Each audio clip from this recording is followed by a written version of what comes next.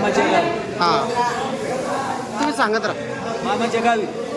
त्याच्यानंतर अकोला इथे मॅट्रिक परीक्षेत पास होऊन मास्तर झाली. खैरीले काही दिवस मास्तरकी केली. नंतर घरी आल्याच्या नंतर येवती या गावाची सासरवाडी होती. कायंदे म्हणून सासरी होती. त्याने सोन्याचं कडं घातलं होतं. ती चोरी भावकीच्या याच्यात चोरी दिल्यावर त्यांच्यावर आळ आली. मग त्यांना आजोबाने वरच्या 3 मजल्यावर बांधून चटणीचा हे द्याला तोडरा ते द्याल्यानंतर ते उडी मारून मारती महाराजांचं नाव घेतलं आणि उडी मारून गेले. तसे ते शिवेच्या आत आले नाही का गावात वस्तीत आले नाही.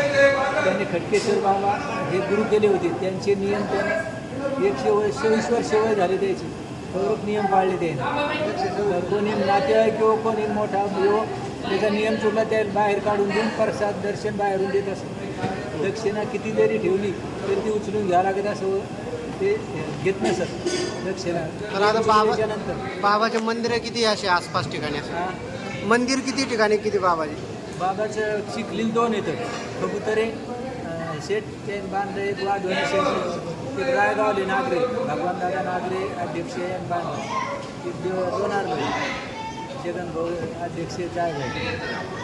बाबांना असं मंदिर वगैरे बनवले? मंदिर वगैरे नाही बनवले का? नाही. अजून काय बाबाच्या विषय? बाबाच्या विषयी अजून काय असं माहिती तुम्हाला गावकऱ्यांना? आणि बाबा गेल्याच्या नंतर गावावर काही संकट वगैरे काही असं? नाही. पीक पाणी जोरदार होते. सप्ताह करतो. बरं, या गावात असं सांगितलं होतं की बाबांना 3रा मजला सांगतो तुम्हाला ते गावात येत नव्हते. मी रात्रीच्या टायमाला झोपल्याच्या नंतर म्हणलं बाबा दिंडी आणायला लागली. तुम्ही तर येत नव्हते पण आज महिना झाली पाणी येत नाही. तुमची नाराजी अशी पाणी येणार नाही आणि पीक वाढतील तर ते दिंडी पोरायनं आणलीच. मोकळवर गेले. रात्रीच्या टायमाला असं फ्रेश वातावरण असतं आणि रात्रभर असा पाणी झाला भरपूर. मग म्हणलं बाबा तुमच्या इच्छेनुसार पाणी झाला. तुमची इच्छा आहे की दर्शन घेतली खुशी मग इथं सहकार्य करतो. काय नाव तुमचं? नाव दादाराव हरिभाऊ नागरे. मिरच्याचा दुकान होता या माडूर द्यायला त्यामध्ये तुमच्या नाही म्हणजे तेव्हा 22 वर्षाचे असतील बाबा. जेव्हापासून त्यांनी गाव सोडलं पुन्हा करून पाहिलं नाही.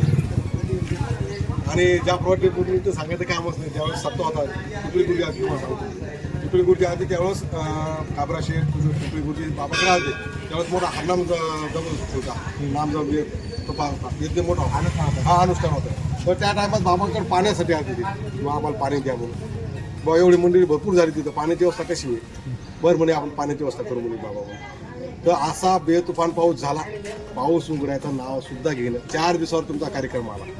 जाफराबाद टिंबून गोंधळ खेळलं तर कुठेतरी कार्यक्रम होतो. त्याच्यानंतर बाबा त्या कार्यक्रमात पुरणपोळ्या पाठवल्या होत्या तिथल्या मंडळींनी. तर पाऊस उघडणं तर पुन्हा काबरा शेठ आणि पिपळी गुरुजी बाबा करायला म्हणे बाबा कार्यक्रम 4 दिवसावर आला आणि पाणी तर उघडणं म्हणे नद्या नाल्या उन्हाळ्यात नद्या नाल्या तुडून झाल्या म्हणे. आता यायची पाणी तर बंद करा म्हणे आपण पावसाचं बटन चालू केलं म्हणे. बंद करायचं विसरून गेलो म्हणे. आता बंद करू म्हणे. त्याला काय लागतं म्हणजे बाबा त्या आत्मिक निसर्ग सुद्धा होता. एवढी ताकद होती बाबा जपतापात. त्याने आयुष्यभर तपच केलं बाबाने पूर्ण आयुष्य. तुमच्या गावावर तिकडे ते मंदिरवरती विशेष प्रेम होतं बाबाचं. त्याबरोबर मंदिर किती त्याबरोबर त्या टायमात तर बाबाने 1 रुपया न घेता गजानन महाराज शेगावला ती दक्षिणा तशी आपली नाही म्हणजे दक्षिणा ही गजानन महाराज तर ती दक्षिणा शेगावात पाठवली बाबाने त्या कार्यक्रमात. हां, थोडा सत्कार बी लय मोठा होता. साक्षात तिथं मला वाटतं शंकराचार्य आलते त्या सत्याला. शंकराचार्याने सुद्धा बाबाचं दर्शन घेतलं. त्यांनी सुद्धा बाबाची महत्व सांगितलं की परब्रह्म माहिती बाबा